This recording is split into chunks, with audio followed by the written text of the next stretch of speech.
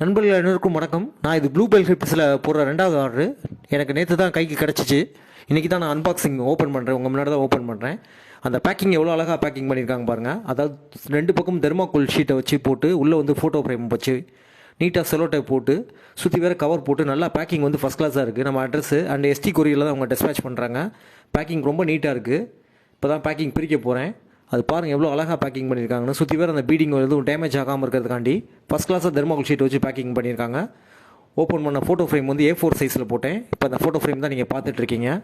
எவ்வளோ ஒரு அழகாக இருக்குது பாருங்கள்.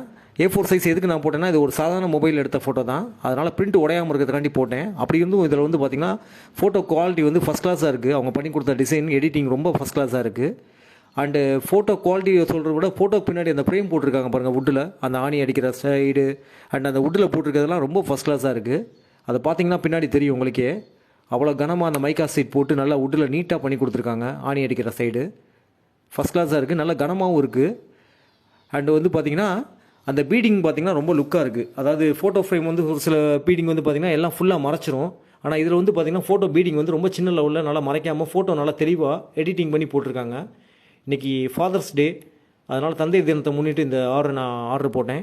அதோட ஃபினிஷிங் நீங்கள் வாலில் மாட்டின பிறகு ஃபினிஷிங் தான் இப்போ பார்த்துட்ருக்கீங்க. எப்படி இருக்குன்னு பாருங்கள். ஃபோட்டோ குவாலிட்டி வந்து பாருங்கள் எப்படி இருக்குன்னு.